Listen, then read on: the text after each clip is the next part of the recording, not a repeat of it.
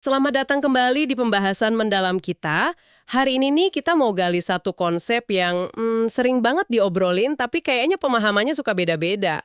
Personal brand atau ya citra diri profesional gitu. Iya. Konsep yang relevan banget ya, apalagi di zaman sekarang yang semua serba terkoneksi ini. Rasanya makin penting aja. Betul.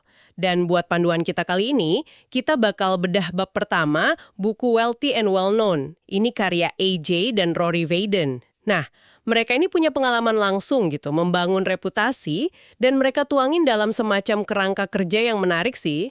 Kerangka kerja yang, kalau kita lihat nanti, lumayan menantang beberapa anggapan umum loh soal apa itu personal brand.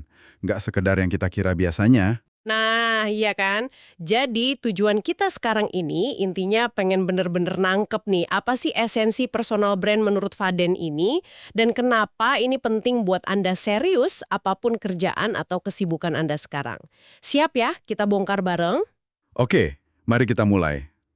Banyak orang, mungkin termasuk Anda, kalau dengar personal brand, langsung kepikiran logo, kartu nama, atau mungkin jumlah follower di medsos gitu ya. Heeh, yang kelihatan gitu ya. Nah, tapi buku ini ngajak kita mundur dulu sebentar. Ke fondasi yang paling dasar, reputasi Anda. Maksudnya, gimana sih orang lain itu mikirin Anda, dan gimana Anda bisa secara sadar ya, ngebentuk pandangan itu. Dan buat ngasih gambaran betapa dasarnya hal ini, buku ini dibuka pakai cerita pribadi yang, wah lumayan dramatis loh, dari si AJ Vaden ini. Coba deh Anda bayangin, lagi dipanggil meeting, tiba-tiba dengar kalimat, hari ini hari terakhir Anda kerja di sini, kami udah nggak butuh jasa Anda lagi. Waduh. Itu pasti kayak jeder gitu ya rasanya. Apalagi setelah 12 tahun loh dia ikut bangun perusahaan itu dari nol. Jadi bukan cuma soal kehilangan kerjaan, tapi kayak kehilangan sebagian diri gitu. Persis. Si AJ ini cerita kalau perasaannya waktu itu campur aduk aneh gitu. Ada shock, jelas. Tapi kok ada rasa lega juga. Ada damai, tapi ya kecewa juga. Dia ngakuin kalau dia tuh semacam recovering workaholic.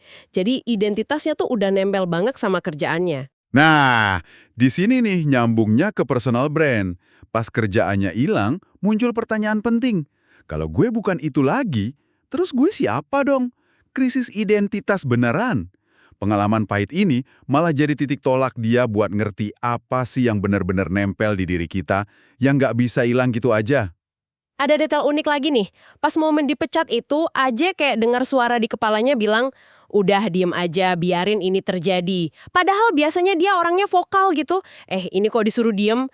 Dia ngerasa ini kayak momen pencerahan atau apalah gitu ya, intervensi dari luar. Kenapa cerita ini jadi pembuka yang pas banget ya buat bab personal brand?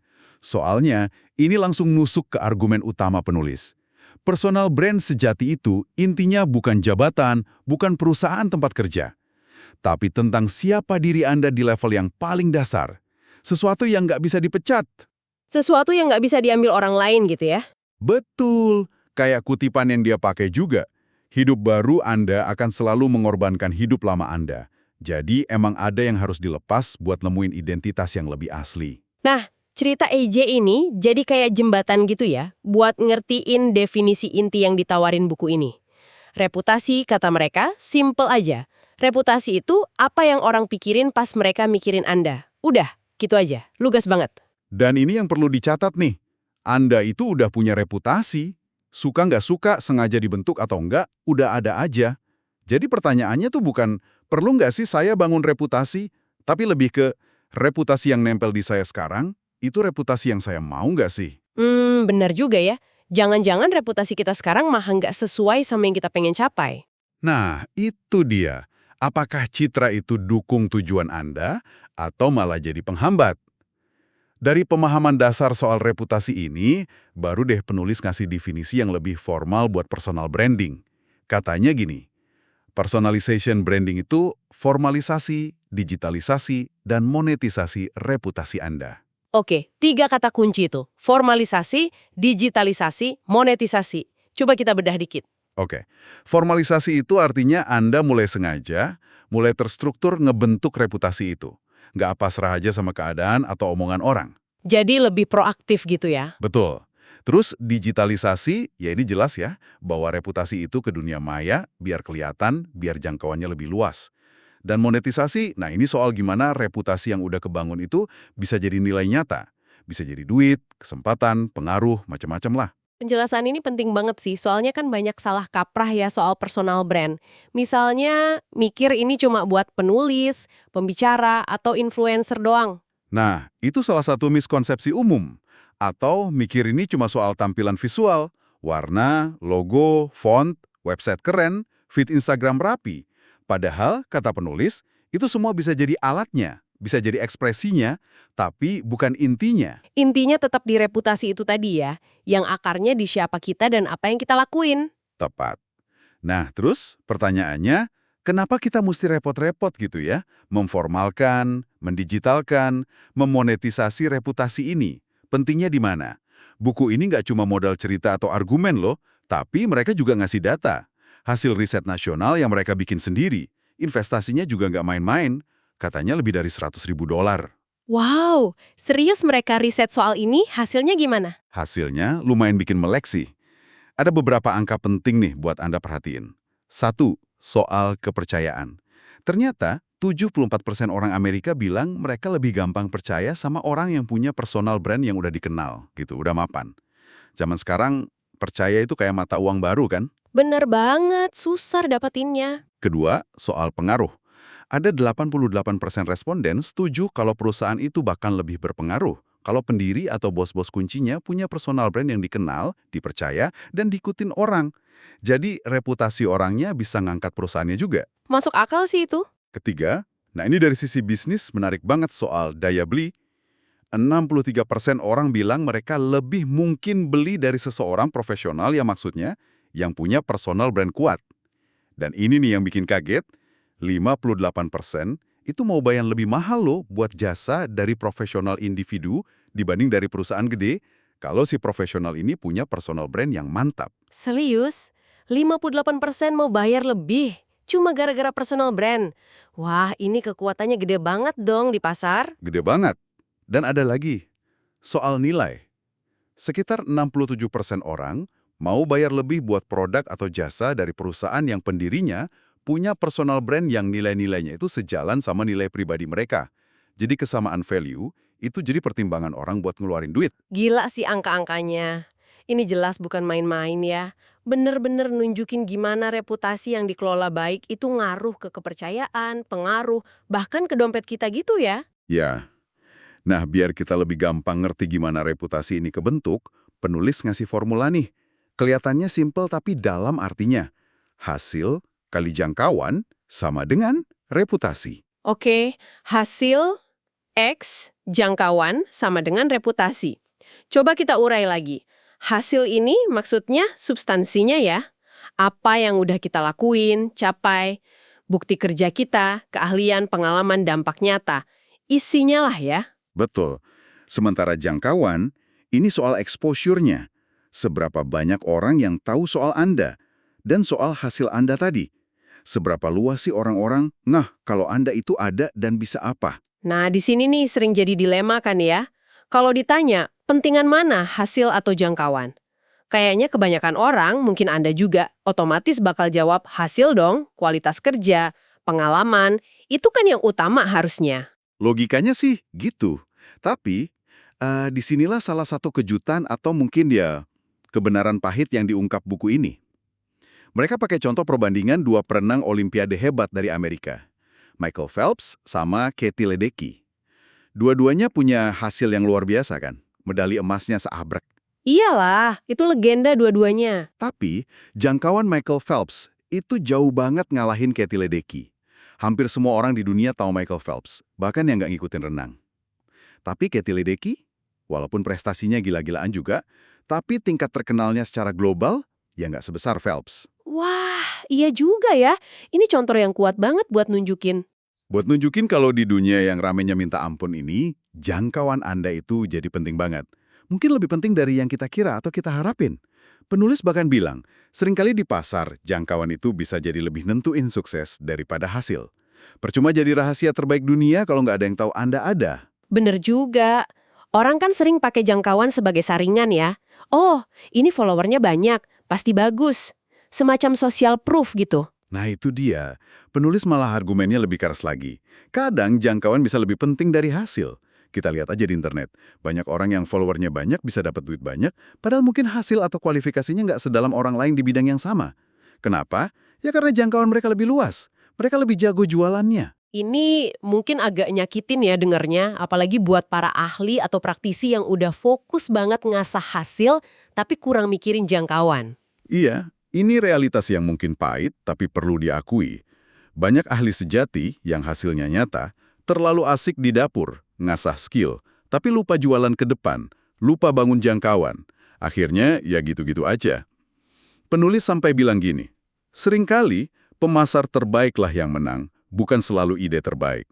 Ini bukan soal setuju atau enggak ya, tapi ini kenyataan di lapangan sekarang. Ngerti-ngerti. Jadi oke, kita udah paham pentingnya reputasi, ada formula hasil kali jangkauan. Tapi mungkin ada kekhawatiran lain nih. Dengar kata personal brand, suka ada konotasi negatifnya gitu kan.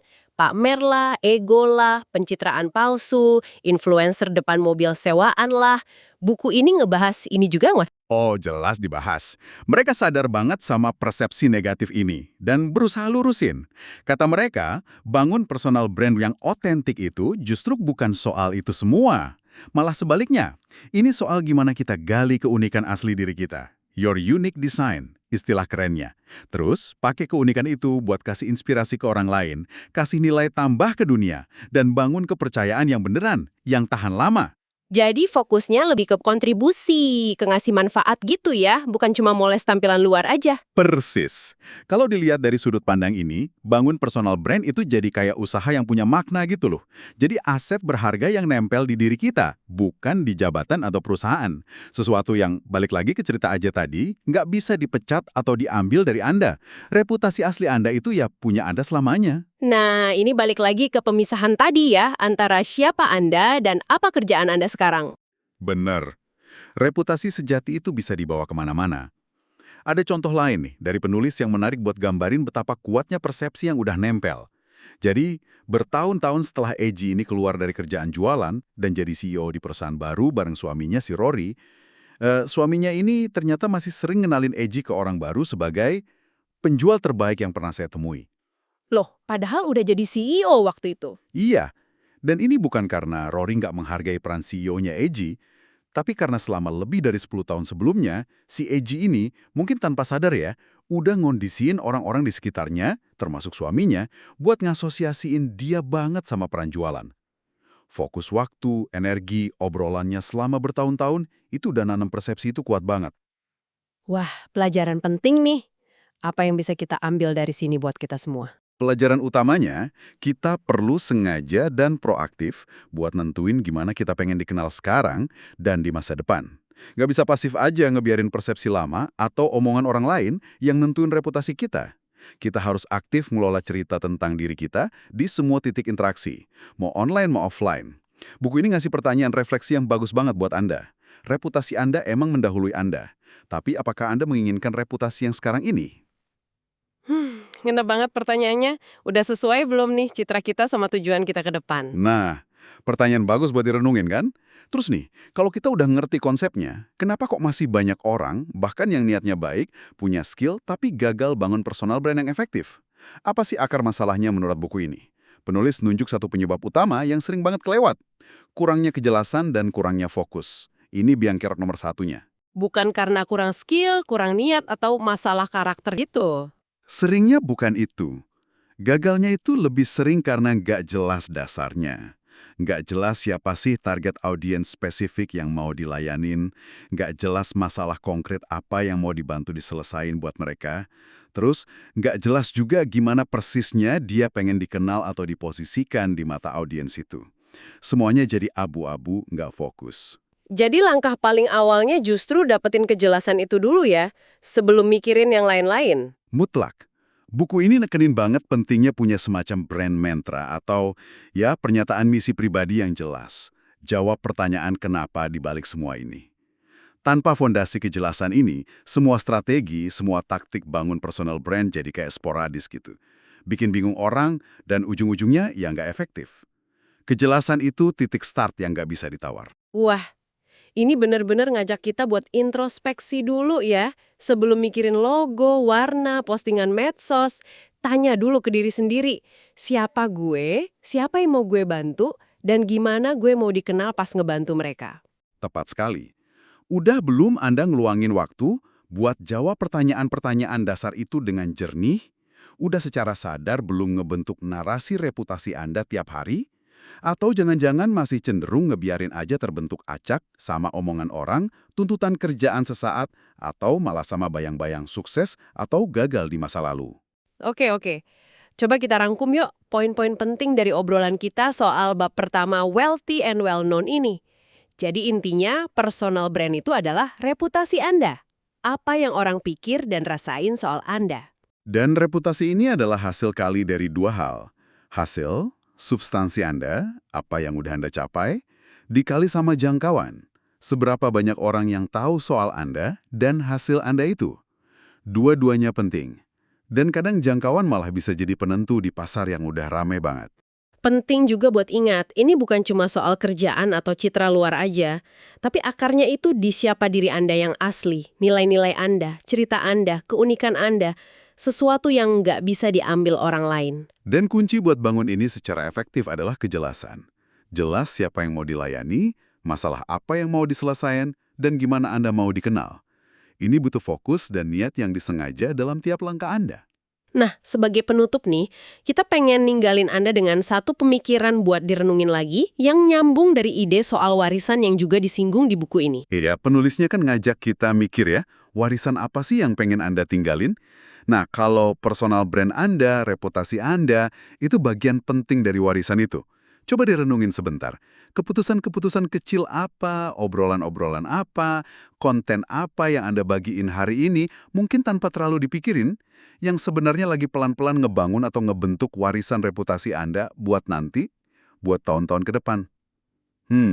Ini sesuatu yang mungkin layak Anda pikirin lebih dalam lagi ya setelah ini.